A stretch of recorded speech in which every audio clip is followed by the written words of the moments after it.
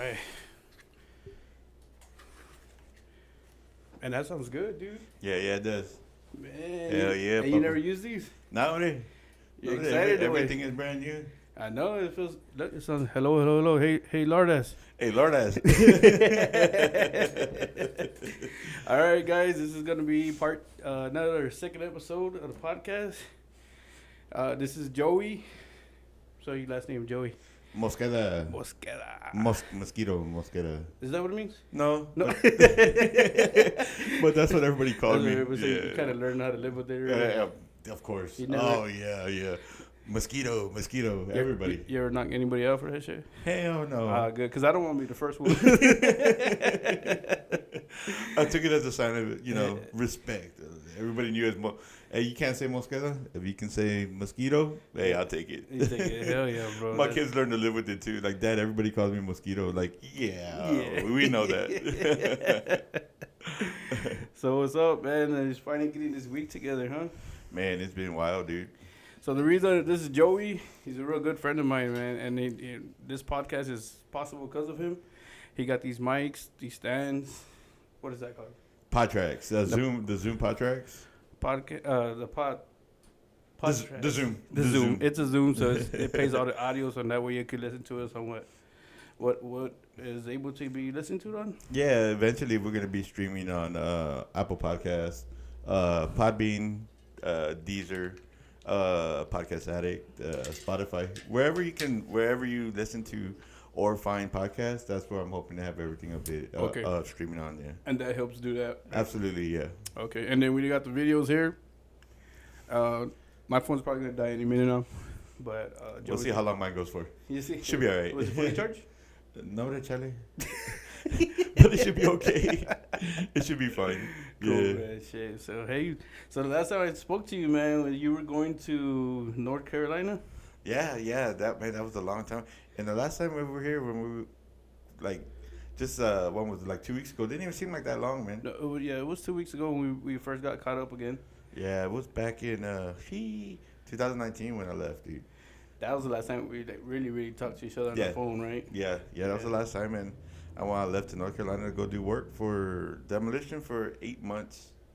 8 months, bro, and it was Scotcho. What is demolition, Joe? So demolition, there's a paper company called International Paper, out in Riegelwood, North Carolina, and I was living out in the boonies, so they had this old paper mill that they were taking down, so we'd go over there and we were just demolitioning it. We were demolition men. We were out there being a bunch of Wesley Snipes, right? Yeah, man, taking it down, heavy equipment, man, busting buildings down, bricks. You're talking like tractors and burners. We had burners out there. These burners, man, I've never seen fucking people cut metal and steel so thick, dude, so easily, bro. Really? These guys been doing it their whole lives, yeah, dude. It was a trip. These burners out there, dog. These big ass fucking torches like that. Like a fire. What's it called? So what they have is they have their their tanks for them, right? Their fucking CO2 tanks or whatever. Their propane tanks or I forgot whatever they use. So they'd have that, man. They have like a burner. It's kind of like you getting ready to weld, but you're not welding, dog. You're burning. Oh, okay. So they just strike it up, adjust the flame, adjust the how much fucking gas they got coming through, and it's just a stream of fire, man. And these guys are so good, dude. Precise, dog. Thick ass steel and metal, dog. Just slicing through it, bro. Dang, yeah, man. Some bad dudes. They've been doing it their whole life. Those are the dudes that you see like in the restaurant who grab tacos and they're just like, want to get out of there already. Yes, sir. Yeah. Nobody understands their lifestyle, right? Nobody, man. Yeah, no. That's what they do, man. Right. So the guy I worked for, he traveled. He'd go state to state, and he had his crew with him. They traveled with him, man. Everywhere he went, they were his followers. Damn. It was like a little cult. Right. Oh yeah. I mean, But basically, yeah, right? basically, man. Hopefully not doing no weird. No. They all live on the road, and it was cool, man, for a while. How long did you do that for? 8 months. 8 months. What kind of hours you put in like days like that? So I was doing 12 hours a day, 4 days a week, man, Monday through Thursday. Oh, okay, that's not bad. Get the weekend off. Yeah, getting paid good, man. I was getting paid like $500 something per diem. Damn. On top of my, yeah, man, $1,600 every Friday on the money, bro. And that's 4 days. 4 days work, $1,600. Dude, that's good. And you still have time for the family, no? Whoa. Well, I was in North Carolina, but Yeah, I still had time to myself. Yeah. Yeah, but fucking, being out there, what I found out is it's not for somebody who's married with kids, bro. It's that's not the lifestyle that a married man goes and does. It's for if you're single and if you got time, that's for you. Okay. You know what I'm saying? It was not for me, bro, and I found that out real fucking quick. Yeah, I've always noticed that. Well, since I met you, that you were more like a family man. Yeah, that's something that was instilled in me. As growing up, my father was always family first. So I always told my wife, I'll never put y'all second, or whatever. It's always gonna be family first, no matter what I do. And I thought this was family first, I was out there to make money. Yeah. And I found out real quick that, shit can go sideways real fast, bro. Hey, no, but I like that you mentioned that, man, because nowadays what they show these young kids that it's important to work 80 hours a week and kiss your boss's ass and forget about your family, right? Because that's what I see on YouTube. Yeah. At least that's what I've been seeing. And I don't see, like, of course, like the Mexican culture, they're real big on family, right? And Indian culture as well, they're real big on family. Real big on family. So I think being like a Mexican American, right? Or Chicano, whatever they're calling us now, it's just we lose that time from the like, hey, your work comes first. But I've noticed now it's like, damn, I only got my parents for a couple more years. More years, yeah. So yeah, I really like that about you, man. That you are family guys. Mostly everybody that I know are family guys, man. Yeah. So yeah, I mean, work's important, but well, yeah. Time lost from your family. You can't buy that shit back, man. That is very true. You know what I'm saying? Especially being away 8 months, and especially in the situation that I was in, and living situation. Because I went over there and. I work with a guy at Waste Management, and he said, you can come live with me. It's me, my girl, and my kids. And I thought I knew the guy. I thought I knew everything about him.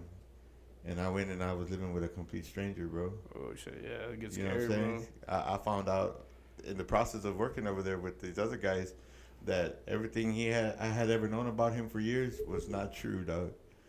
Yeah, like bro. for the bad or like from the jump, dog. Like, apparently all I knew about this guy was his name was Brandon. Oh. That was it, bro. And I met him at Waste Management, and everybody at Waste Management was always like, hey, this guy's sketchy, and we were cool. We talked football. I love fucking football. We talked football. He talked a big football game. Yeah. We got into vaping together at the same time. 2012, we got into vaping, and I thought I knew everything there was. This guy was talking about he was in the military, and he was in the service, and he traveled the world, and he played college D1 football for a team out here, and it turns out that he didn't do none of that shit. Whoa. Yeah, bro. So he was like a compulsive liar. Yeah, bro? yeah. His lies. He told his lies so much he started to believe his own himself, lies. Yeah. And that's a disease, right, Joe? Yeah, it is. Really is a disease. Yeah, it bro. is, man. Yeah. So when I found that out, dog, I was like, and you know who told me? My main boss man, bro, because they grew up together, and it never occurred to me to ask my main boss, like, hey, what do you know about?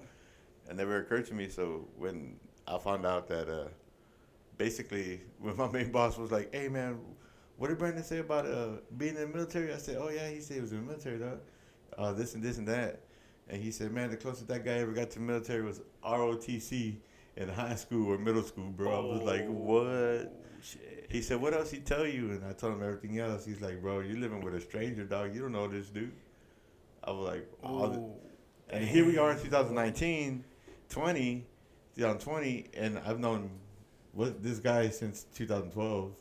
We've basically been really good friends. We've gone to the shooting range. We've done all kinds of shit together, dog. Got invited inside my house, you know what I'm saying? Shit, Joe. Yeah, bro. It turns out I had no idea who this guy was.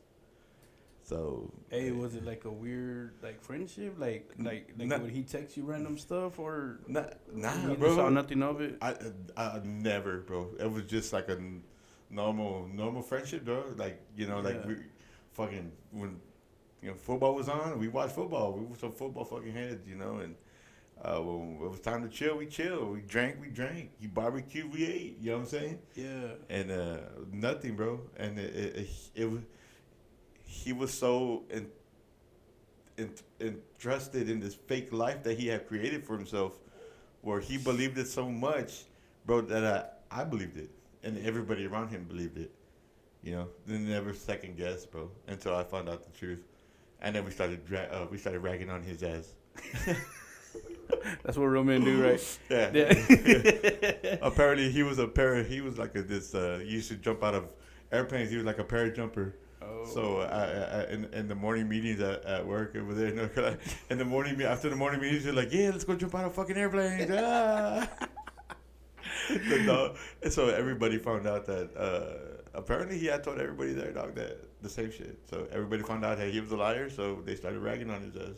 Hey, I wonder if he was like one of those dudes who like watch a movie, right? Like watch a movie and then picks up, and try to make it to his own lifestyle. That's You never found nothing like that, like if he copied a movie or something. Nah, he wasn't. wasn't. Just talking about this makes me have like deja vu. He wasn't that big into like watching movies, though. Okay. Yeah, I think everything he created was just, like it was. He wanted to be somebody he wasn't. For some kind of reason, like you said, it's like a disease, like a sickness. Yeah. Well, there's delusional, right? And then there's like. Okay. There's totally off the fucking rails, and this guy was off the rails, dog. Yeah. He was. I mean, the time we spent together was cool, but when I found that out, I started to distance myself away from him, bro. And it got to a point where like his girlfriend was really nice. His wife, fiance, his baby mama. She was super nice, bro. A lot of respect for her. She can cook her ass off, bro. She was from Southern Louisiana, dog. Oh my goodness, bro. I was like, yo, you treat this woman this way, bro, and what a horrible person you are, bro. And here she is putting up with your shit, dog. You know what I'm saying? Right. She was a sweet soul. I respected her a lot, allowing me to come into her home, and stay with her kids. And he had the sweetest kids, bro. He had a 1, 2, 3. He had like 4 girls and a little boy, and they were the sweetest kids, bro. And he wasn't that great of a dude. Let's just put it that way. Dang. As far as like encouragement of his kids and shit. I had to cook his kids food a lot because this motherfucker didn't want to do shit, and I respected. They called me Uncle Joey, all the time, and. I think just recently, his oldest daughter just graduated high school or something like that. And, man, the guy wasn't he wasn't a good guy, and I hate to shit on some people, but he's definitely somebody I shit on and I don't give a shit. Yeah, man. So definitely it was an experience, bro. Definitely. But, his I think they weren't married, so his girlfriend or his common law, I guess, she was really nice, man. She treated me with the most respect. That was reciprocated back to her from me, She cooked the meanest fucking food, bro. Everything had a kick, spice, and I was like, man. Louisiana got some good food. Hey. Bro. They got good food. This dude thought he can barbecue some chicken until she barbecued some chicken, bro. Ooh. And I said, man, who made this shit? Well, it was one night, right? He was like, yo, we gonna eat, big dog. We gonna eat. He's a big dude, right? Yeah. And I was like, all right, big dog. And he said, and she there with a smile, and we getting down, right? And I was like, God, that's some of the best fucking chicken and everything. And he was like, yeah, I did that. And she was like, you lying motherfucker. You didn't. I was like, yo, you didn't do it. I said, Shawty, this you? And she's like, yeah, that's me. I said, damn. Hey, man, they take that to the pride, bro. Damn. They got pride in their food, bro. She said, everything you eat out here is me, not this food. I remember eating, I met Mr. Jones. He was from Louisiana. As a matter of fact, Mr. Jones, he owed me $40, Mr. Jones. I lent him $40. I never saw him again. Oh, man. Come on. No, but he brought some catfish, right? Some fried catfish and potato salad. But, dude, your potato salad is not like from here, bro. It is different, dude. It is different. I don't know what they put in it, but I was like, damn. Just with the potato salad itself, I didn't even have to taste, like, the catfish or anything. Or he had shrimp as well. I was like, damn. Yeah, dude, they cook good, bro. That's good food out there. And that's it because I just finished eating, bro. That's the Louisianians. Yeah, bro. Louisianians. Yeah, bro, they got good food. Shit, yeah, dude. Damn, I could still taste that fucking spaghetti shit. She made like this green spicy spaghetti, or she made some. Dog, I don't even know. I don't even remember the color, bro. That shit was so damn good. Hey, you believe that food brings people together? Absolutely. Absolutely, right? Absolutely, 100%. I think it's the first thing, right? Like, there's nothing else. Nothing else, bro. No, I mean, maybe was it like second, like music, maybe? I would say music is definitely a thing, but the top dog has got to be food, bro. Right? Yeah, it has to be. You know what I'm saying? Sit across somebody you don't really know, and let's break bread, bro. Yeah. You know what I'm saying? Let's break bread. Yeah. Let's throw a feast. Right. Let's get to know each other. Right. Let's all come together. Let's break that bread, bro. Yeah. Yeah, that's old school too, right? Hell yeah. That's old Hell school. yeah. Right? What you bringing to the feast? I love for bread. Bro, the other day I was at Mi Familia. It's a restaurant off of I-10. It's actually by the Rim. Okay. And Cleto Rodriguez always does shows there. He does like Mondays and Wednesdays. And he does something like this, like a little small podcast with some girl there. I forgot her name. But so I said, "When's you go check it out?" I said, "I gotta try the food, bro, because they had fajitas with chicken and dude, bell peppers on the skillet. That it's smoky, right? It smokes. And then I was like, man, I gotta go try it because that's my favorite food. I went to go try it, bro. It's gotta be salad with cheese on homemade corn tortilla. I know, right, bro? Fat boys, dog. I'm over here eating fucking Mama Margie's nachos, dog, like a poor man, bro. And then what did I get? Oh, dude, and they had a little bakery inside, right? Oh, I know, dude. Oh, come on. And then I asked that lady because they spoke Spanish, bro. So, you know, my Spanish is kind of chopped up. So I asked her, hey, do they have chocolate chip cookies? And then she just looked at me like, ¿qué? Right? You know, like, what? Yeah, like, yeah. ¿qué, güey? Yeah. And then she's like, oh, I know, they only have, like, pan dulce, like, real Mexicano food, right? Pan de huevo. There you go, bro. And then I was like, okay. Yeah, I was like, okay, that's fine. And then she goes to the bag, bro, and she comes back with the chocolate chip cookies. She's like, no, the cookies are for los niños, pero here. Like, she gave it to me, right, bro? And I was like, bro, they treat me like family, bro. I felt good, dude. It was just like... For my inner child. Yeah. I was like... I mean, I'm like a kid. It's for my niño now. Dude, I didn't even leave that room, bro. I ate that.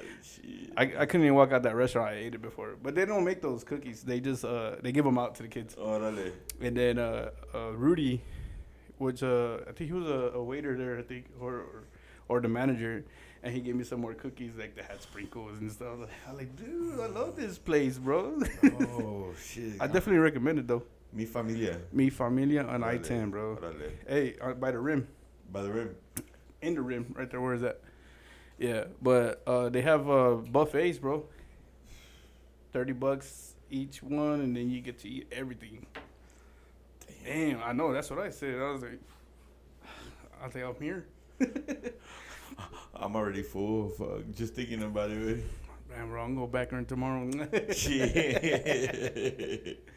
Damn it, bro. So what happens after you left there from the 8 months, man? What happened? Shit, man. Well, shit, while I was there, man, you know, fucking, you know, get into, you know, like I said, man, I got into a deep funk there, dude. You know, I work with some pretty cool guys. Okay. You know, really cool guys, man, that I met there. And then, you know, just, you know, start to miss the family, man. Just, you know, I'm away from home and, you know, shit, I was on medication for my anxiety and depression. And, you know, when I went to North Carolina, I didn't have any more. So, I had to cope, you know, and I thought maybe I could just, you know, cold turkey it. I did good for a while, man, and you know, fucking after a while, just you know, shit, it's lonely, bro. It just got lonely. And I can tell you one thing, bro, and people freak out when I tell them this because I guess they don't see the correlation to it. But you remember when Kobe Bryant died, bro? Yes. Yes. Yeah. That morning, I was on my way. I was driving. 2020. 2020. Yeah, 2020. It was 2020. Yeah, I think it was January or something like that. In the beginning? Yeah, I think it was the beginning of the year. Okay. Something like that. Yeah, so I was driving into. I was driving to Leland. I was on my way to Leland from Riegelwood, North Carolina. I was driving to Leland. Then I was gonna make my way into. I was going to Wrightsville Beach.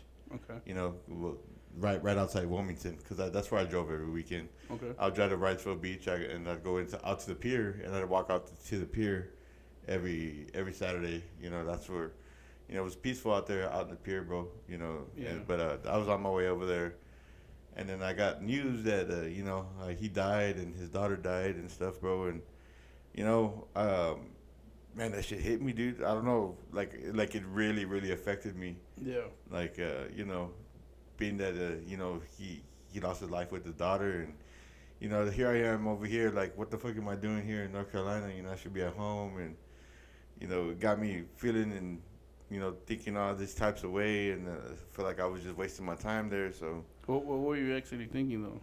I was thinking how I missed the shit out of my kids. You know, I didn't want to do it anymore. I didn't want to be there anymore. And you did have your daughter too, right? And Yeah. And so I was like, you know what? So that day I went back to where I was staying at, and I packed up my truck, and I was ready to bounce, bro. I was like, I'm gonna call it, and you know, I was just gonna leave in the middle of the night. You know, hey, where did Joey go? You know, I had bought a little troquita over there. Okay. You know, I had a little truck, you know, that I bought for my boss. You know, cash money. Yeah. And it did good. You know, it was a good little 2000 GMC Canyon, and I loaded it up, and man, I just thought about coming home, seeing my wife, my kids, just surprising them, man. And you know, I talked to my wife, and she's like, yeah, just, you know, just kind of just, I mean, you're there, you know, you're there, if you come over here, you still don't got no job, you know, like, you just left everything, you know. And I was like, you know what, you're right. I'm here, just let me rough it out, you know, let me rough it out. So I did, and I roughed it out still, and then fucking, you know, started to fall back in the hole about a couple months later, and I started getting into the shit that I had given up. You know, when I say that, you know, I got back into, you know, drugs, and you know, I got back into drinking, and that's when I caught my first DWI in North Carolina. You know, I stopped at this place. I was out in Wilmington one night. I just wanted to get some chicken wings, bro. Yeah. I just wanted, like, legit, like, chicken wings, bro. I was gonna grab them and dip, dog. Like, chicken wings to go back to the crib and chill, right? I had a whole box of movies because I used to go to the pawn shops and I used to buy DVDs for cheap, bro. I remember. You know what I'm saying? And I was still doing that, bro. You're still doing I was still doing that. Yeah. You're a big movie guy. Yeah, right, yeah. Big movie buff, bro. I love movies. And so I was still doing that. And, you know, I stopped and, you know, I ran into this guy. He was like, hey, Joey. And I was like, I'm in North Carolina. I don't know nobody over here. Yeah. He was like, nah, you remember at the birthday party for my cousin, Baza? And I was like, oh, yeah. Yeah. And so one of my coworkers had a birthday party for his daughter. Okay. And this vato that I saw over there was his cousin. So he's like, hey, you want a drink? I'll buy you a drink. I was like, I just one, bro, because I'm going to go. So 1 turned into 2, turned into 3, turned into 4. And I didn't know I was drinking IPA, bro. Oh, shit. You know, so. What, was it stronger or what? Yeah, it was IPA, you know. What's the alcohol percentage in those? Food. They range from like fucking 8-9% alcohol up to like 10, 11, bro. 12. And that's more than a Four Loko, bro. Oh yeah. Right. Oh yeah, yeah. Four Lokos.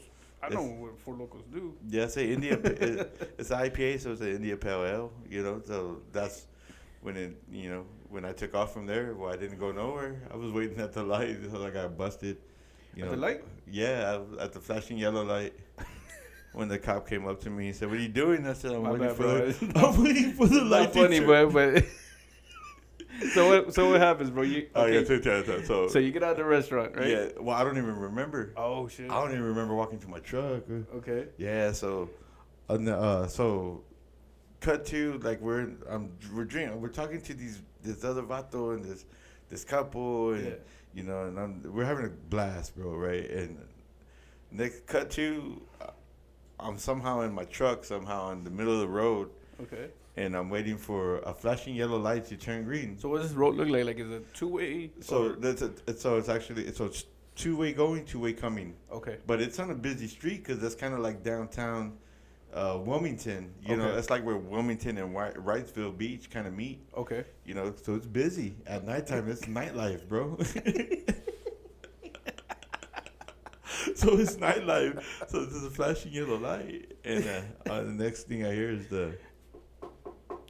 on my window, and I looked to the left and I was like, yes. And the police officer was like, what are you doing? I was like, I'm waiting for the light to turn green. And he was like, it's flashing yellow.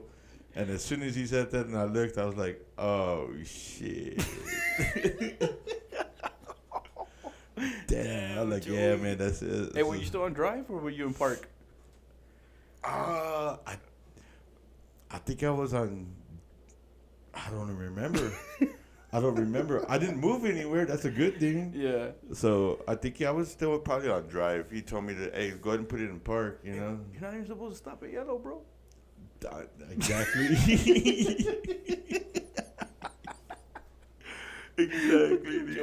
Exactly. So, man, yeah. So you probably thought it was going to turn red, right? You could take a little break. No, hombre. No? No. No.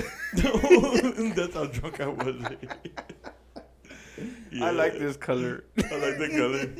So, he's like, hey, it's yellow. It's flashing yellow. I mean, you don't got to stop. And I was like, fuck. That's it. It's over. Hey, Joey, you got lucky nobody slammed into you, bro. Well, it's pretty slow going on that street. Oh, it's not a busy, it is busy, but to the point where everybody's slow.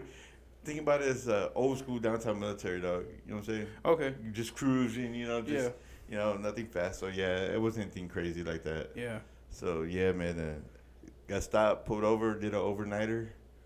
And, yeah, man, shit, it's crazy. I mean, fucking got a good lawyer, to get me the best fucking possible outcome. And, yeah, that happened, dude. But fucking got my first DUI, DWI. And, fucking what I found out is it's cheaper to get one over there than get one down here in Texas. Oh, Texas don't play around, bro. Yeah, they don't play in Texas, bro. I knew motherfuckers that, man, I had like 3 or 4 DWIs out here in North Carolina. I still fucking drive.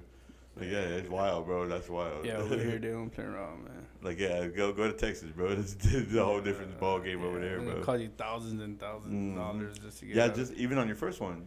Yeah. Yeah, no, shit. I paid total, like, not even fucking $2,500 total, bro. I think in the 90s, my dad... And that's including $1,500 lawyer fee. Yeah. Lawyer fee. Yeah. So, yeah, it was pretty cheap, bro. Pretty cheap. My dad was... in the 90s, he got like 3 or 4. But that one wasn't that bad. It probably still had... Like, North Carolina's probably catching up with the times. Probably. Yeah. Probably. But, yeah, man, it was pretty cheap.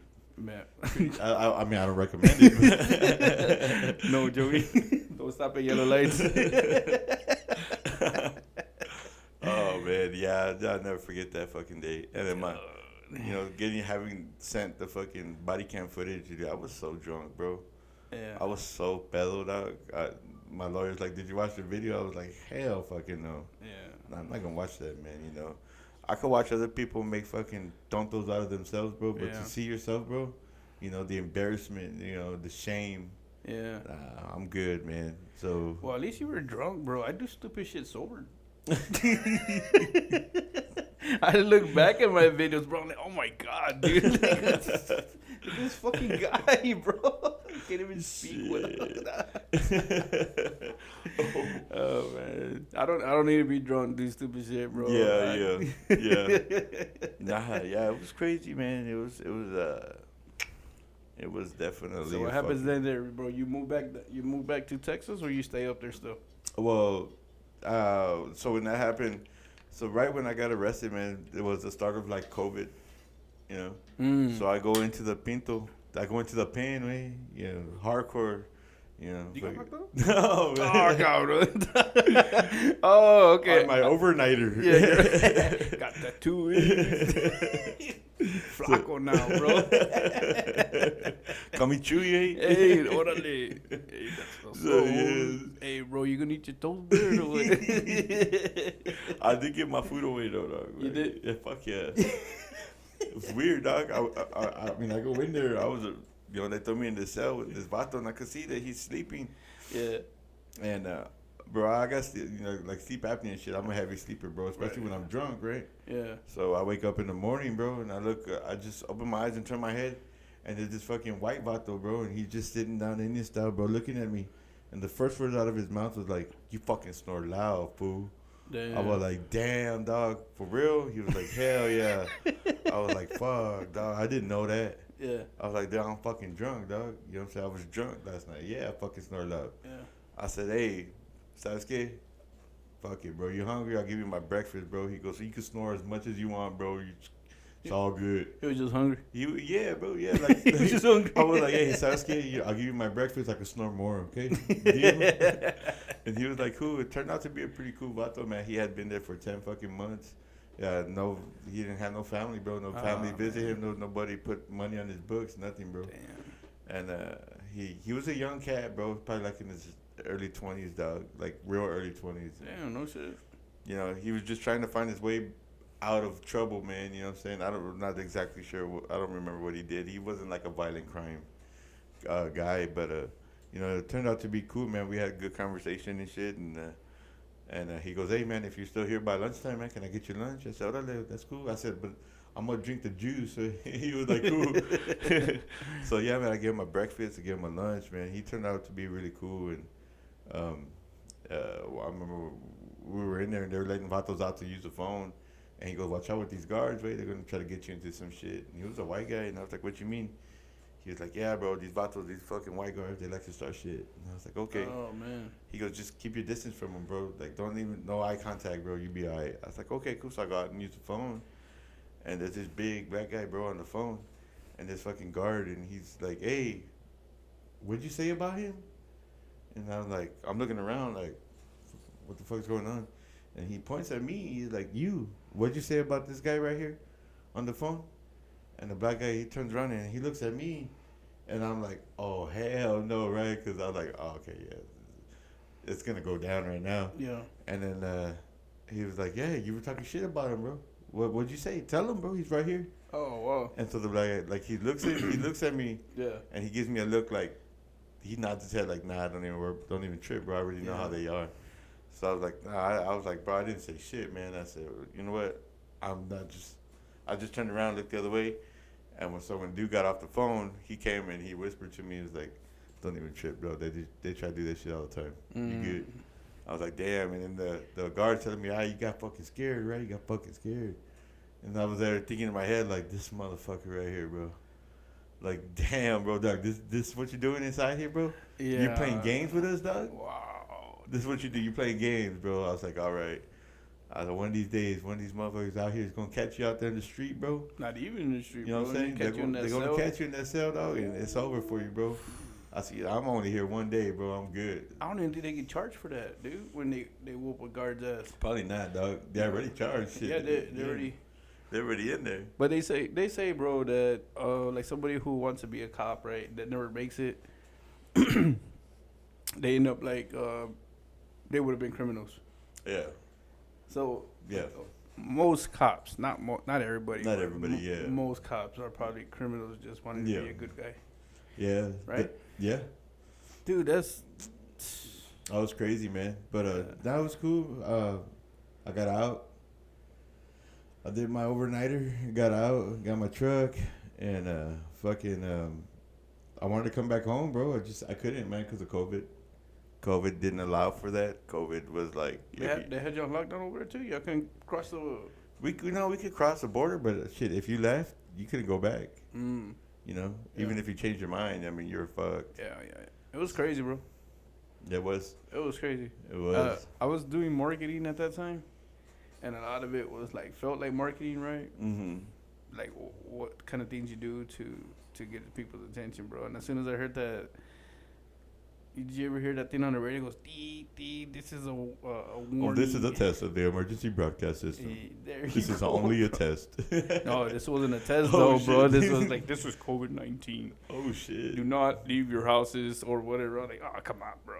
It is, dude. Like, I didn't watch the news. I just heard the radio because I was in training with this Holly Few. So I was in training at the time. And then I was like, dude, it's not that bad, bro. Like, I mean, they act like your skin was falling off or something. At first, that's what. Yeah. Yeah, like suits and all. Yeah.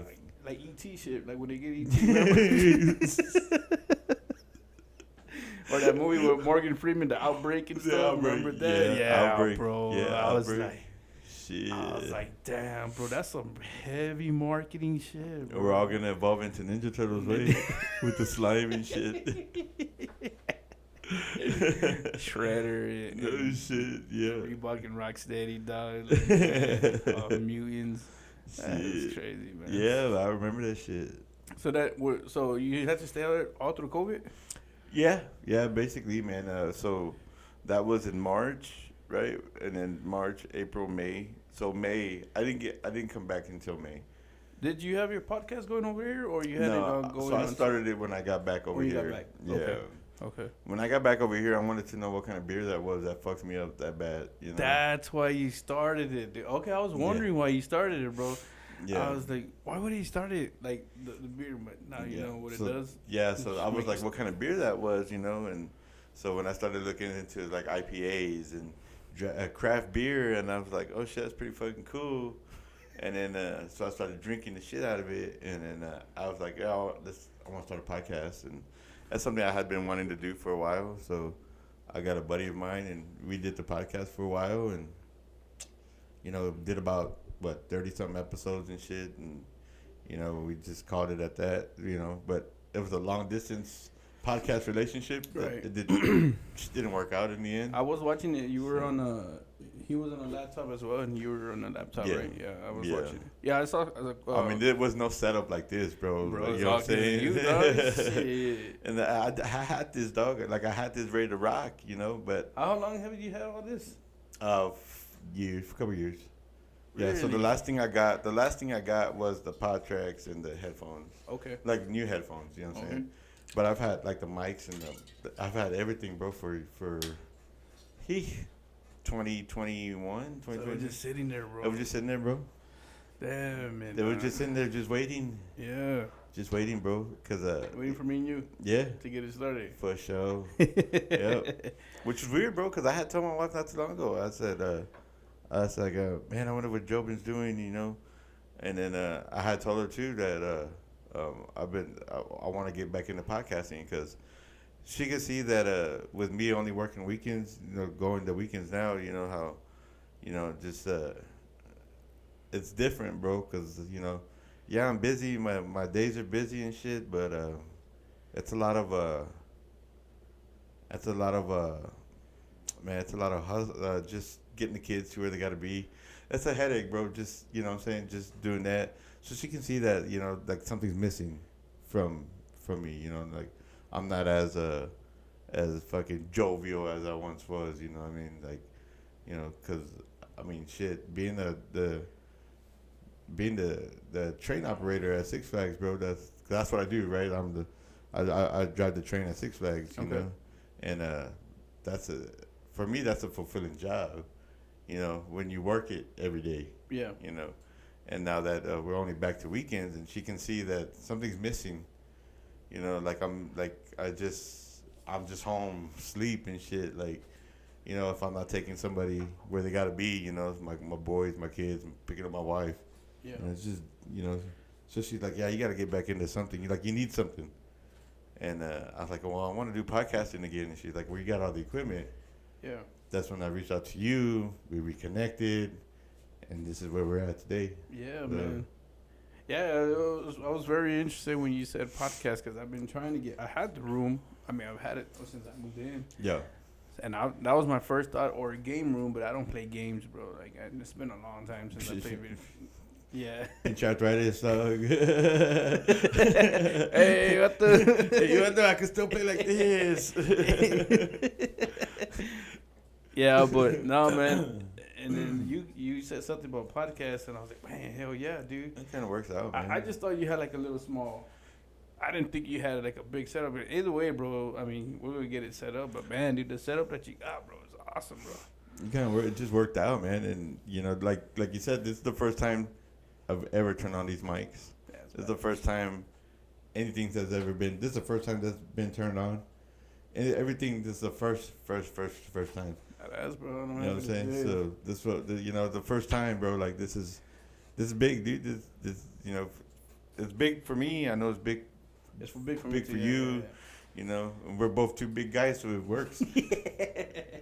Yeah, bro. And soon we're gonna have some food on here. So my friend Casey, man, he likes to make a lot of food. He's from Alabama. Orale. The one that I had. I don't know if you saw the video I sent you with the podcast of us two.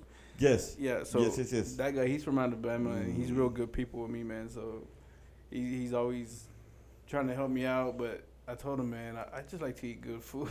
Bro, yeah, absolutely, dog. Absolutely, man. Good food goes a long way, man. Shit, as you can tell. Yeah. You know, but yeah, man, fucking got back over here in May of 2021, just in time for my daughter's birthday. Oh, how old was she turning? She's 14 right now. She turned 14 this year, so 14. Should have been 10. No, 10 years old, okay. Right? Yeah, just in time for her birthday is when I came back over here. And I drove back, bro, I drove back 19, 20 hours non-fucking stop, bro. Wow. All I did, and I'm not one to drive long distances, bro, without falling asleep. It's a skill. So I drove, dude, I can drive from here to downtown and fall asleep, bro. Like it's just you know, yeah. But something about the anticipation of coming home, the excitement, bro, kept you up. It kept me up, and I didn't even need drugs to do that, bro. Like it was just pure adrenaline. Just the closer I got, I could see it in my head, bro. You were on a mission. I was on a mission, dog. Damn it. I was on a fucking mission, and you know, I drove back from over there. All I did was stop, put gas, dog. That was it, like 2-3 times, and got something to eat, drink, bro. Like fuck, dude. I was on a mission, and so I'm coming home, and I reached San Antonio, and it's raining here, right? It's raining, so I said, oh, okay, cool. Right, so I'm coming on 90, and I get off on the Hunt Lane exit. Okay. Right. Yeah. I get off on the Hunt Lane exit, and then I take Crewalk. Okay. I take a right on Crewalk. Right. From the access road to 90, right there, right? You know where I'm at, right? Yeah. That's so I take a right on Crewalk. Yeah. My fucking truck dies. I said, I come all this way, bro. I said, ain't no way, bro. I was like, there's no fucking way, right? So I stopped, turned it off, turned the key, turned back on. I was like, okay, cool. I don't know what happened, right? Whatever. So I drive up Crewalk, take it right on Pew Road, boom, truck dies. I was like, whoa, what the hell? Dude. And I'm checking everything, like, okay, everything looks good. Well, mind you, it's raining like a motherfucker outside. So I was like, okay, turn the key off, turn it back on. Turns on. I said, I'm just like not even like 2-3 minutes right there down Pew Road, right? So as soon as I get up, as soon as I pull up to the front of the house, bro, I pull up like I'm just roll into the front yard, bro. Front yard. I don't even park on the street. I just rolled into the front yard. But my shit, turned it on, turned my truck off, grabbed my backpack. I had everything in my truck, right, like inside because it was raining. Yeah. I knew I was gonna run into rain, so I had everything inside the cab of my truck. And so, yeah, man, I just grabbed my bag. I went to the door. I think it was like 3 or 4 o'clock in the morning. As soon as I opened the door, man, everybody was up waiting for me, bro. They already knew I was on my way home, bro. It was just the greatest fucking feeling in the world, bro. That's a crazy story, bro. Yeah. That with the whole truck, you drove all those miles. All those miles. And then it started right here. It started, yeah, right here. I was like, oh, now you want to act up, right? I was like, what the hell? That's a country song, dog. Hell yeah, it That's is. a country song, bro. Yeah, let's write that real quick. Dude, we could turn that into a country song. And as far as a singer, bro, you can sing it because I can't sing for shit. Come on, my exes, let me take. That's right. But yeah, man. So it was the greatest fucking feeling, bro. And so I'm here. I get here like on a fucking. So I left on a Wednesday or Thursday, right? And so I'm here, and then my boss calls me on a Friday, that Friday or Saturday, and he's like, "Hey, what's up, man? You good? You spending time good seeing your family?" I said, "Hell yeah, dude." He goes, "Hey, man, check it out. I'm gonna need you on a plane. First thing tomorrow morning, we're going to Alabama, right? I need you to go over there. I need you on the plane. I need you to go to the site, and I need you to unload all the equipment." And I was quiet, and he was like, "Oh, I'm just fucking with you, dog." And I was like, all right. He goes, "Nah, check it out, man. We are going to Alabama, but I already knew you weren't going with us." And I was like, "How did you know?" He goes, "Because this ain't no life for a married man, bro. That's got a family." Yeah. He said, "Unless your family's traveling with you, bro, and I know they're not, this ain't no life for you, bro." Yeah. He goes, "Hey, dude." He goes, "You're a hard worker. You worked your ass off over there. You know, I could appreciate that. Even for those 7, 8 months that I had you over there, bro." Yeah. He goes, "You did some shit, bro, that not a lot of people could do." He goes, "You learned a lot of equipment. You learned to keep up. And, you know, I gained a friend for life, bro." I was like, "Man, I appreciate that." I said, "Hey, thanks for the opportunity." I said, "Man, thanks for inviting me into your family, like your home as well." You know, he said, "Shit, whenever you need anything, bro, if you ever need a job or whatever, you know where to find me, bro." I said, "All right, man, cool." And that's rare, right, Joey? Yeah, Cause, it is. Because you don't really get bosses like that. Like, Nah. you work at a store or something, you know. Yeah, it's super rare. Kind of dicks, bro, Yeah. right? Yeah. So, I think a lot of it's to do being out there, right? They understand more because you're kind of going through the same stuff that everybody's going through, right? Yeah. Yeah. And the loneliness inside the hotel room or Man, the hours. The hours, just the loneliness, bro. That's the hours I could those were manageable, but the loneliness and the not having anybody, bro. That's man, that shit is tough, dog. That's what people don't see, right? They're like, "Oh man, you're making good money." Yeah, they don't see that part, bro. Yeah. They don't see that part when, talk smiles and cool, during the day, but at night, it's like, fuck, dude. Like, when you're just sitting there, like, and, once you hang up the phone and FaceTime goes away and it's just you, while your family's over here and they get to enjoy each other. Yeah.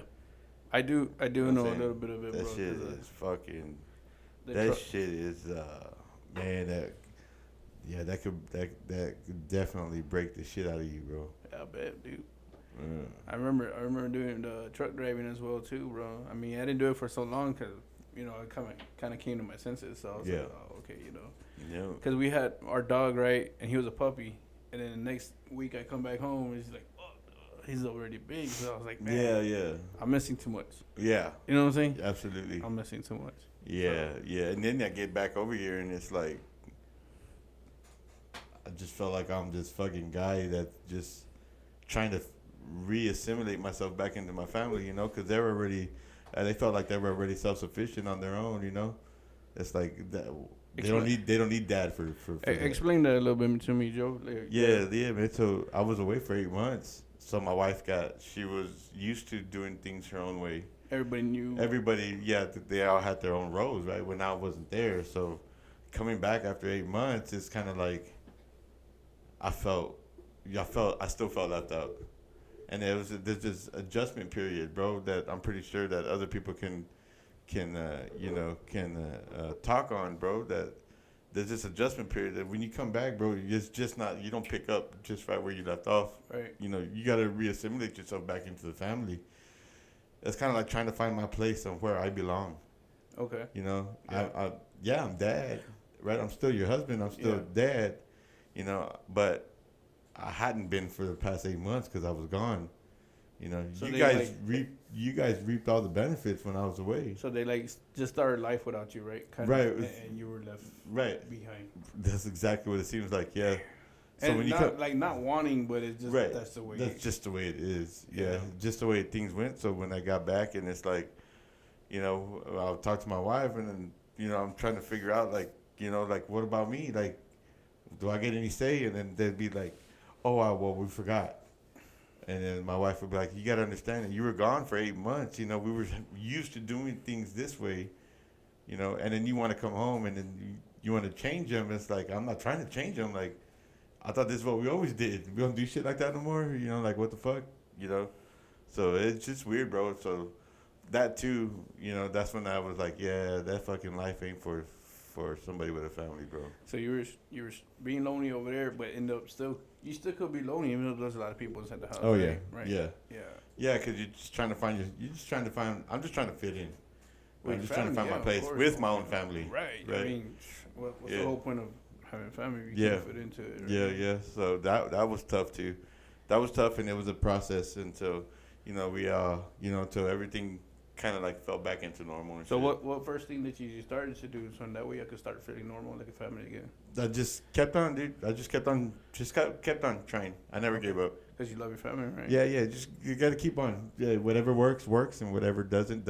And you just keep on, bro. You just, you know, keep asserting yourself, and, you know, just be there. Just be there, and just follow their role, and just kind of like try to fit in when you can, you know. And eventually everything just falls back into place. And by the time we knew it, bro, it was just like it had never left, and it was just back to like Dad's everything back home. Dad's back home. Yeah. Exactly. And you got family back. Yeah, that's when I was like, okay, now I feel accepted. Now everything feels normal to me. So I mean, it was definitely a process, and you know, it's not something that comes and happens overnight, bro. Right. So, like, did you feel like separation from your kid, like, kind of they grew up without you a little bit or something? Nah, not really. Not too much? Not really, no. I didn't feel that, no. But, I mean, you feel it from the wife. I mean, you feel that, you know? Yeah. She's, you know, she's over here trying to be mom and not necessarily dad, because dad's still around, you know, but, you know, it's just, you know, it's a burden. And it's a burden that I should never bestowed upon her by leaving.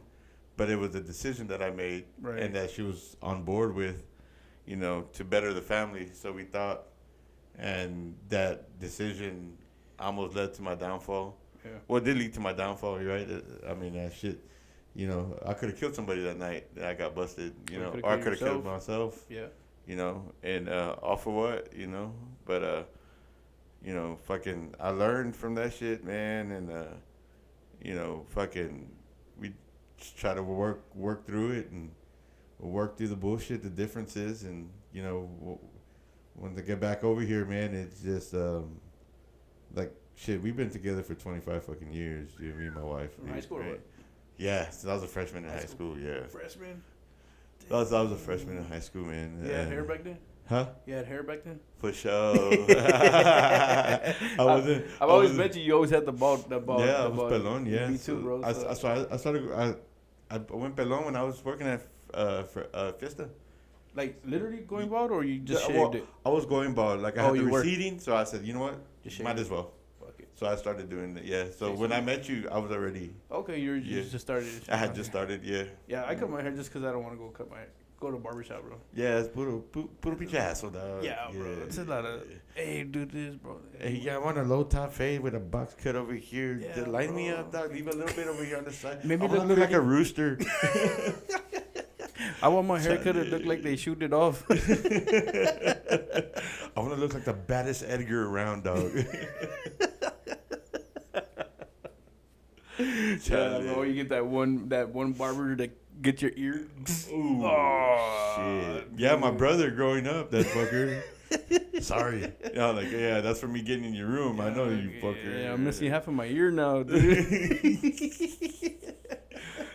I think my mom clipped his ear, dog, with actual scissors one time when he was small. Ooh, yeah. On the bottom of his ear. Childhood haircuts, bro. Yeah. I remember those too. My dad would he would cut my hair with the scissors. Right, they just put the bow on there. And Oh, Lloyd Christmas. The Lloyd Christmas cut.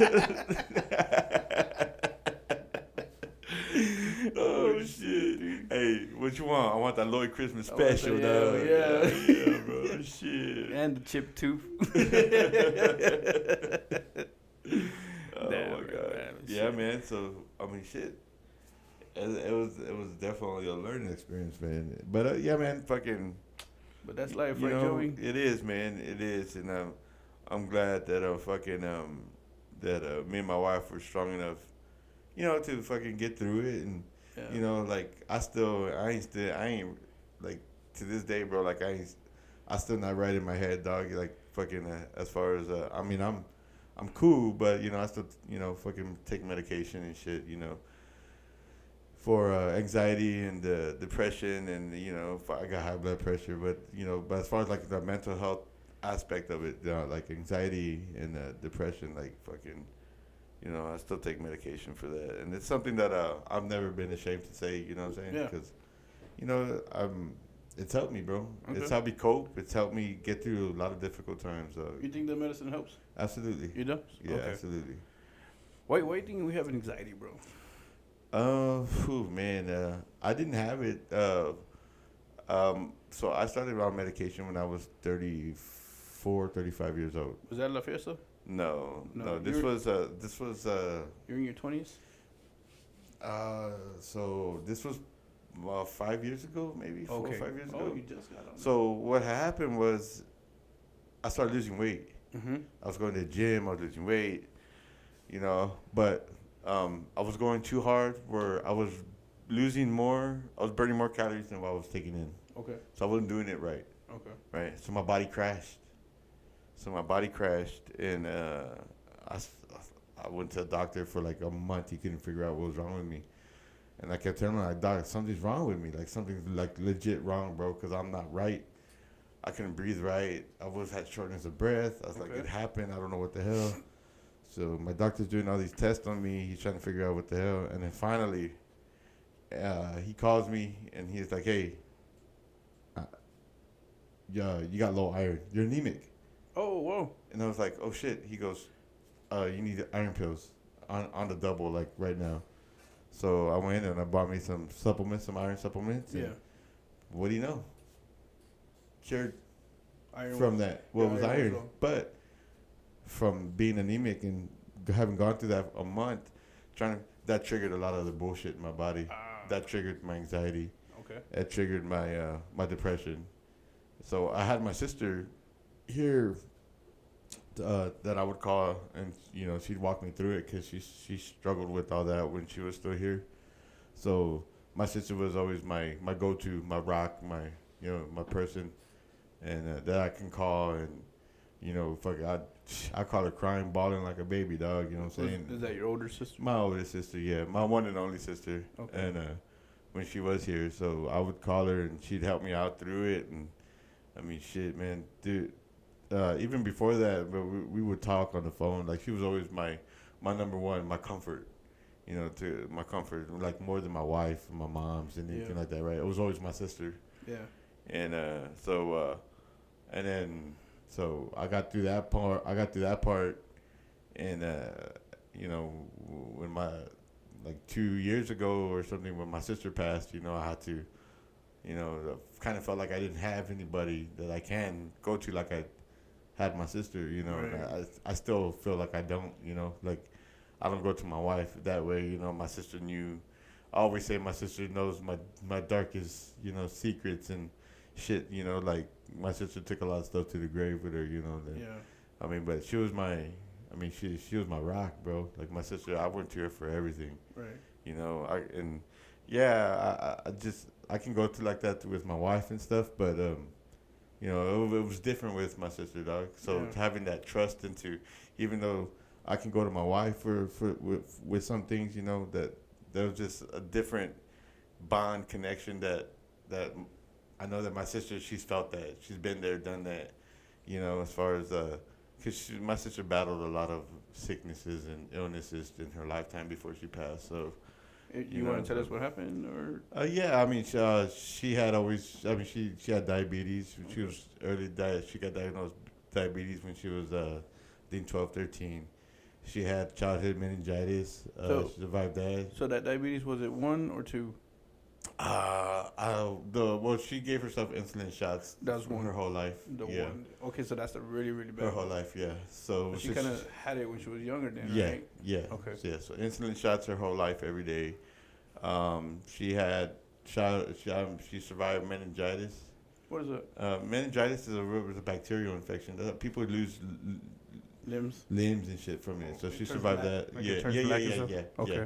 So she survived that as a child. Is that because of diabetes or no? No, just something that she had got. Okay. Yeah. My sister also was hit and killed by a car when she was a kid, and she was revived in the ambulance. Wow. What age was that? Oh my God, I think she was probably in her. I don't remember. I think she was younger than 12. So man, it was way back in the day. It was over there on Mayo Road.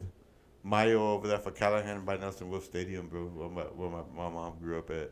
On the west side? Yeah, right? Yeah. Right there, where 90's at? And then 90, old Highway 90, yeah, Mile Road right there. Okay, yeah, I know what you're talking about. Yeah, you got old Highway 90 in Callahan, yeah, and then you got Mile Road down there before you, for sure, right before you hit the Amazon.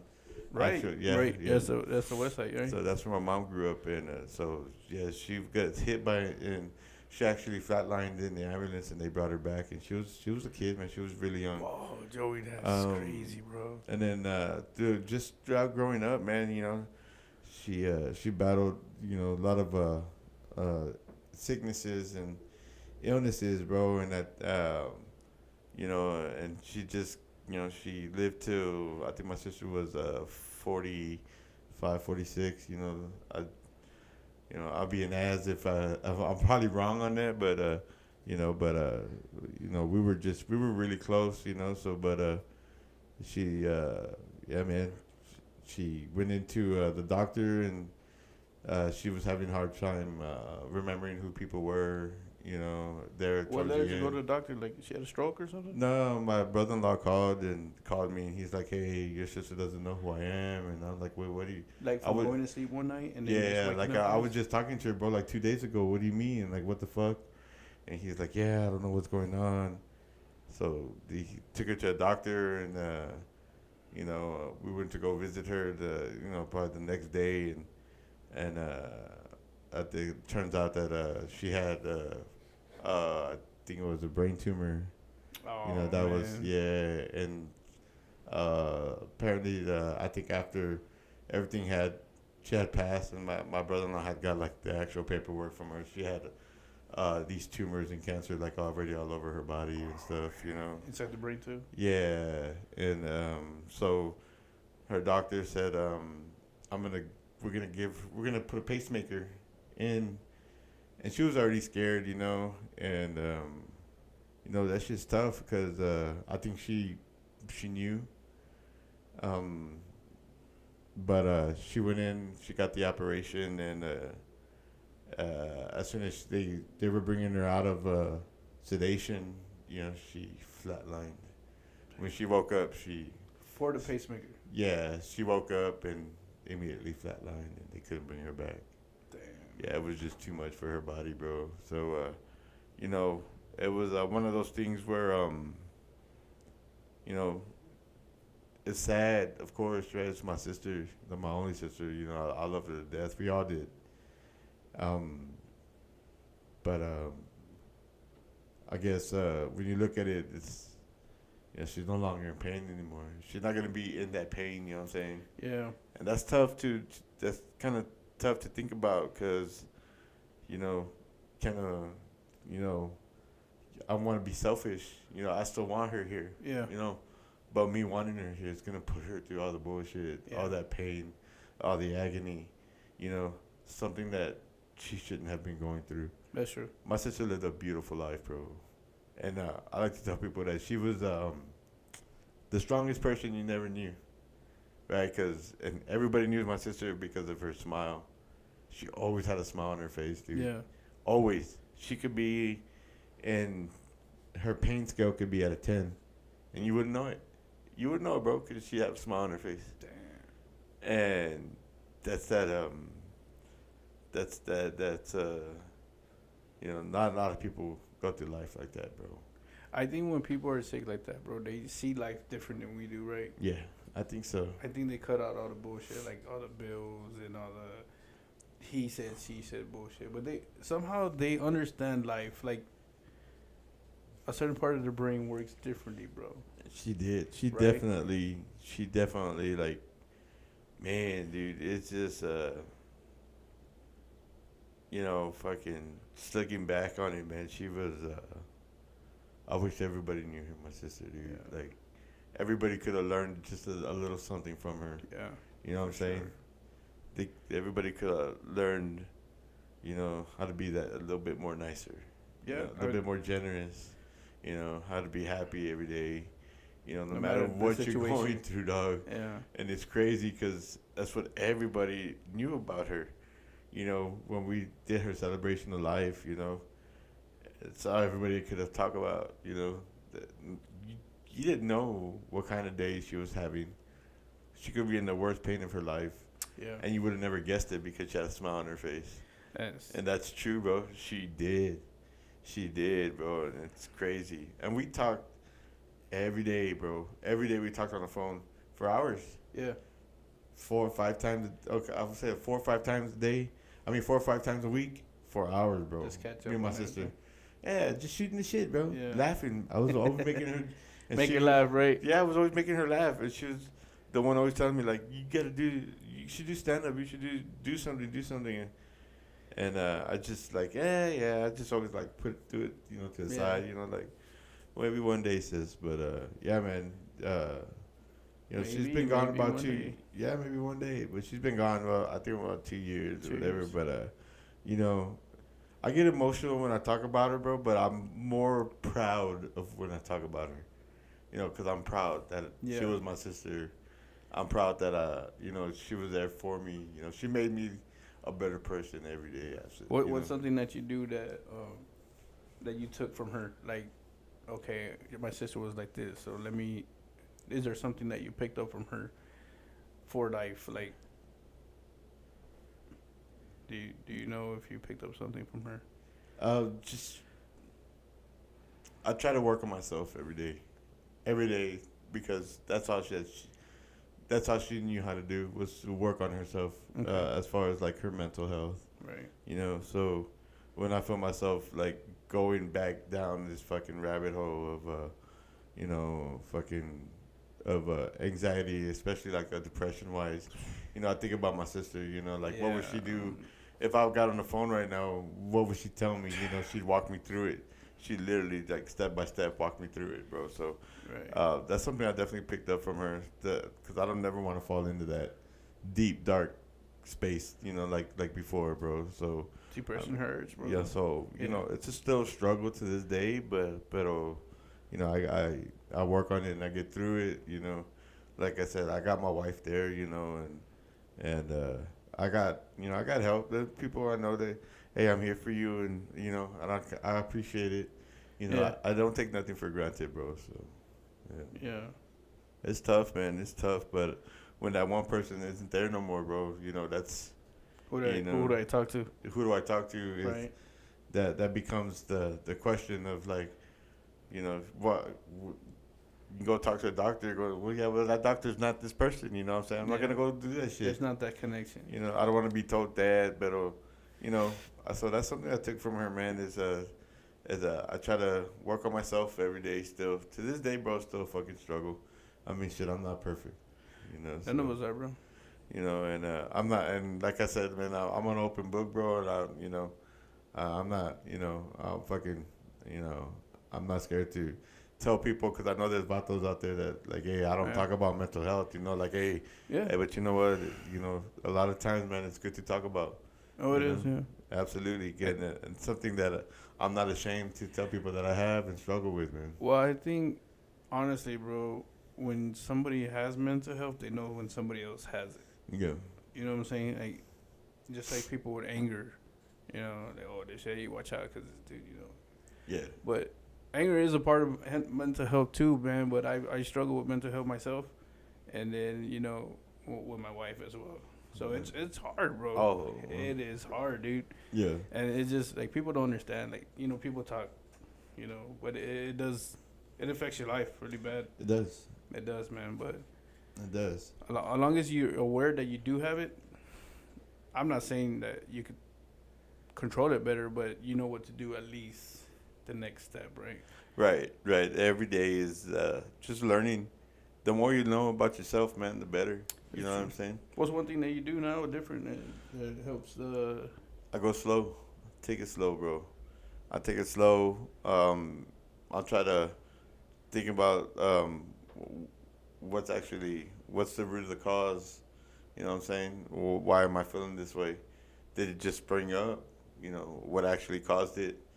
I was doing fine yesterday. What happened between then and now? So, and sometimes I don't have the answer. Sometimes I can be like that for, a couple of days, a week, Yeah. and then I just gotta let it fucking ride. But that too, letting it ride is, having a shitty attitude, towards, my wife, my kids. Everybody around you everybody suffers. around you. So everybody around you, like exactly what we said, everybody around you suffers then. Yeah. So the quicker I could come and find out, like, what actually, what caused it, then, Right. the better. But, it's not that I'm trying to be an ass to anybody around me, but, it just, it can, and it's to a point where it's not even just attitude. It's just being quiet, not interacting. They feel that. Yeah. So that affects them too. You're trapped in your own mind. Yeah, exactly. Inside is a fucking major battle, but outside they think it's nothing because You can't explain it. Right. Yeah. So They wouldn't understand anyways. yeah. They're not in those shoes yet. Yeah. You ever like fall asleep for a lot of amount of hours in the day?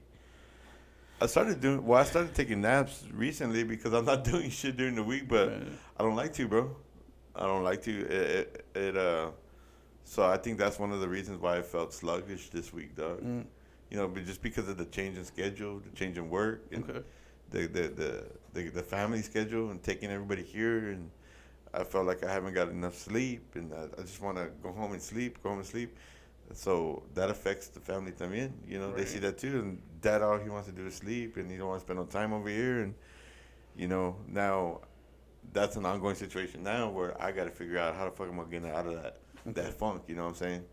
And so that's something going on right now, just because of the change in schedule. Yeah.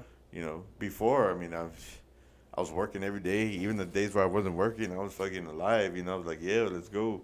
Explain to the viewers why it's so important for a man to work not every day, but at least do his duty. And I feel like it just it keeps us busy, man. It keeps our mind busy. I feel like I feel like it's not only my job to provide, right? But I can see the difference from would take me for instance. I was working 50, 60 some hours a week, and then now I'm only working a couple hours on Saturday, a couple hours on Sunday. Mm-hmm. So now I'm tasked with taking everybody where they got to be. And now here I am falling back into this funk where my mind is not busy from work and staying active and what I got to do. Now it's becoming just, I'm at home. I'm not doing shit. I feel useless. Even though I feel like my contribution isn't enough to the family because of as far as the financial support. Right. My wife is the breadwinner. She's always been the breadwinner since she graduated school and became a teacher. But that's something that we've talked about. And she always told me that, hey, you supported the family long enough while I was going to school, and now it's my time. It's my turn, and I could appreciate that. But at the same time, I want to. You're still a man. I'm still a man. Yeah. Right. So right now I feel like I'm not doing shit. Right.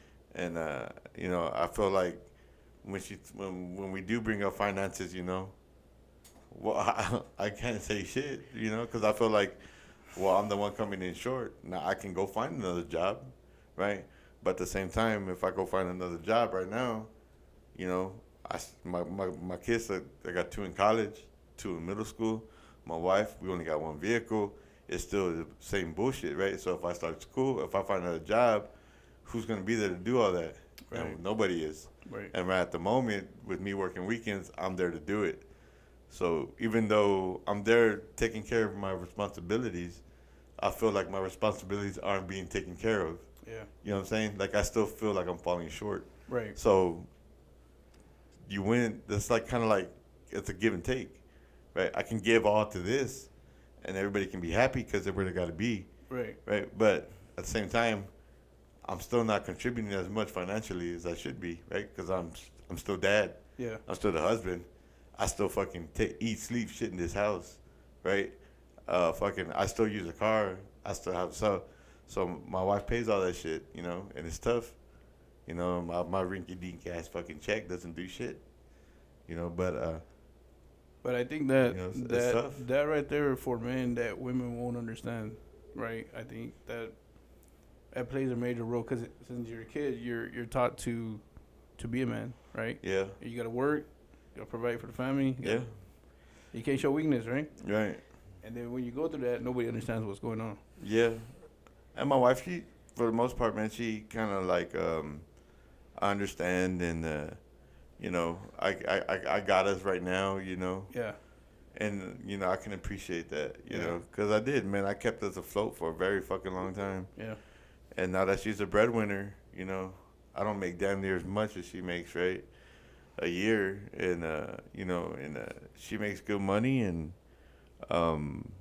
you know, I kind of feel like, fuck, you know, yeah, she's, you know, she's the one that's, if your job makes you happy, and it does, bro, man, I fucking love my job, bro. Like, I really do, dog. And it's something I don't want to leave, right? I've even told you, bro, ain't nothing like driving that train, dog. Yeah, you know what I'm saying? Yeah. I work at an amusement park, but, man, you know, fucking, when I'm working full time, you know, that job is real fulfilling for me, bro. What does it? What does it for you? The interaction, the guest interaction, bro.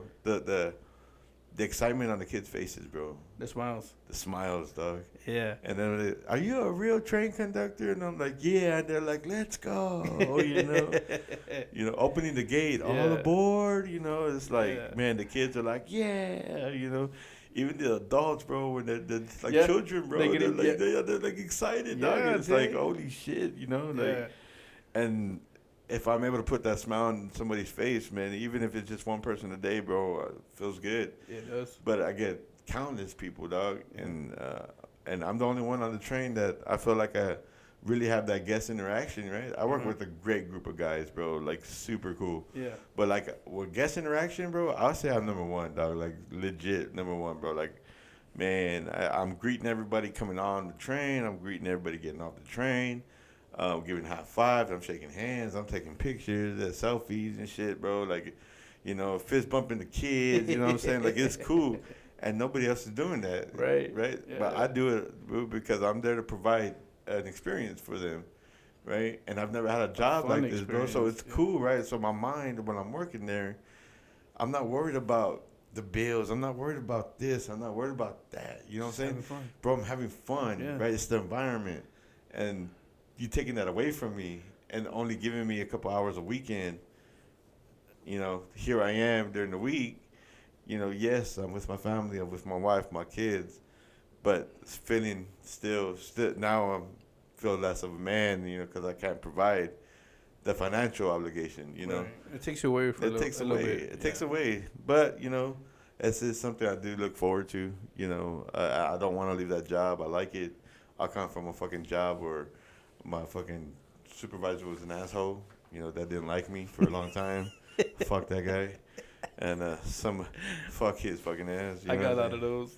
Yeah, man. So, you know, it is what it is, you know. And I never want to go back over there too, you know, and I never will. But, you know, fucking, it's something I'm working on, something I got to work with. And, you know, eventually I'll get through it. But, as it's happening in real time right now, bro, it's a struggle, and I'm still learning how to cope. Yeah. So yeah, for sure, it's tough, man. It's tough. You got anything you want to tell them, like anybody who struggles with mental health? Yeah, man. Talk about it. Definitely talk about it, man. Reach out to somebody you can trust, man. Definitely reach out to somebody you can trust, man. Don't ever feel ashamed, man. If it's something you struggle with, man, it could be, as it can be, even if you think it's something small, bro.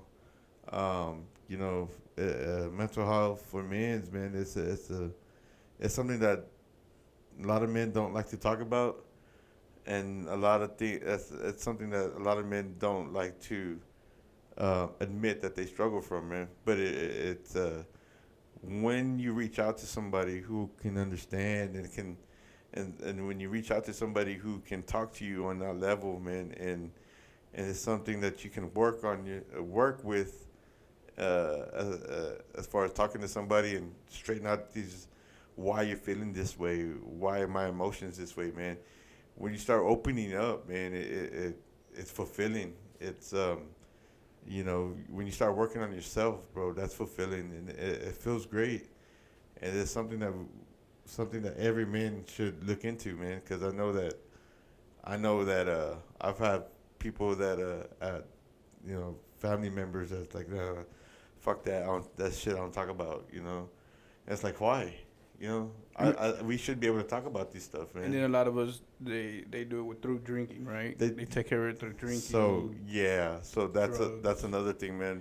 And if that's something that you're not into, is drinking and drugs, that's an avenue that a lot of people do eventually go down into, and that's all because they want to hold it in, right? And they rather bury their emotions and feelings into some kind of substance instead of actually talking and working them out. Because it's easier. Yeah. Right? Because they don't want to be known as that person with, oh, man, they're fucking crazy. Yeah. You know what I'm saying? And that's not what it's about, bro. No, it's not. You know what I'm saying? But if anybody, if it's you, if it's somebody you know, man, just fucking reach out, man. Reach out to me. Reach out to Joe. Reach out to somebody that you feel to this podcast, with, yeah. Comment below on for sure. the podcast, for sure. For sure, man. And is there anything you want to talk about? We could talk about it. Absolutely. Like I said, man, I'm an open book. Right? And like you, when I say I'm not perfect, you said neither am I. None of us are. Man, I know.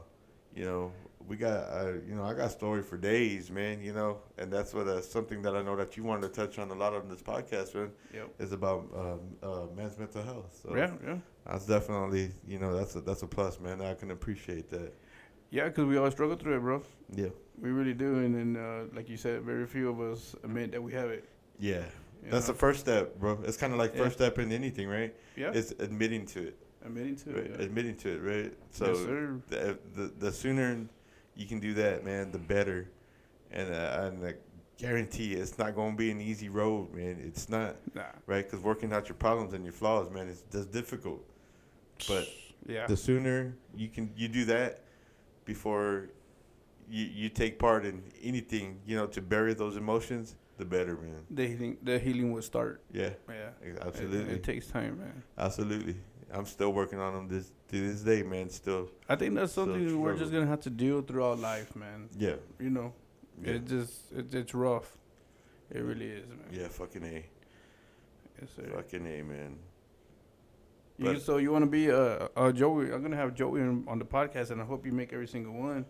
So that way, and then we do have Casey too, so he'll probably be sitting on that side, or Joey be on this side, and then we have a fourth guest. That'll be even better. Yeah. Yeah, absolutely. So I really want you to stay a part of this podcast, man. And I know you have a tough schedule, but it looks like I could open up my Thursdays here. At the podcast. Yeah, man. My Tuesdays and Thursdays, really, my son having joined the UIW marching band, okay. He kind of took my Monday and Wednesdays, but it's okay. Yeah. And Tuesdays and Thursdays, we get to go. Yeah, there you go. So we're gonna try to be here Tuesdays and Thursdays. I'm looking at Thursdays. Thursdays are cool with me, just because we do open mics, and then there's sometimes I gotta be out like at a certain time. Yeah. That one gets stuff. That's when I have a show going on. But if I could find something else like another day, like maybe a Monday, then I'll just use that Tuesday for this. I got you. I like the podcast, man. Yeah, fucking A. I really like the podcast, man. Shit, and we could reach somebody or change somebody's life or make somebody smile. Shit, it'd be great. For sure. You know? For sure.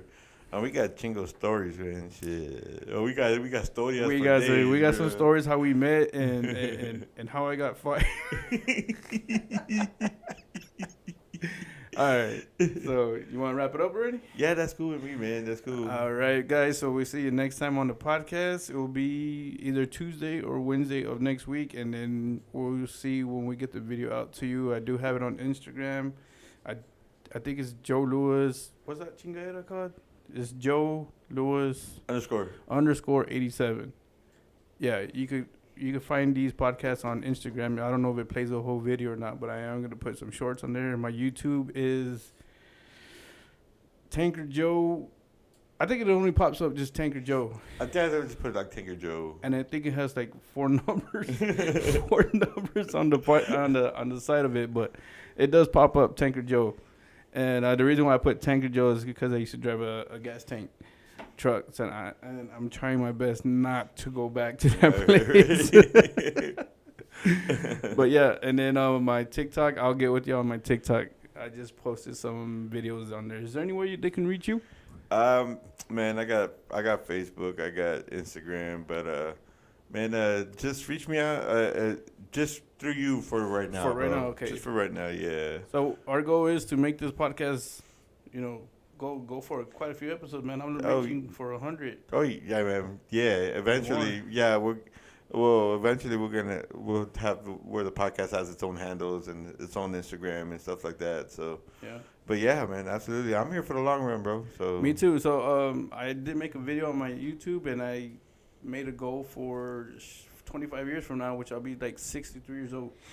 So I want to be an old man talking to y'all, and there'll probably be like flying cars or something. No more truck drivers, so I can tell you all the old stories about how to drive a truck back in the day. Well, back in the day,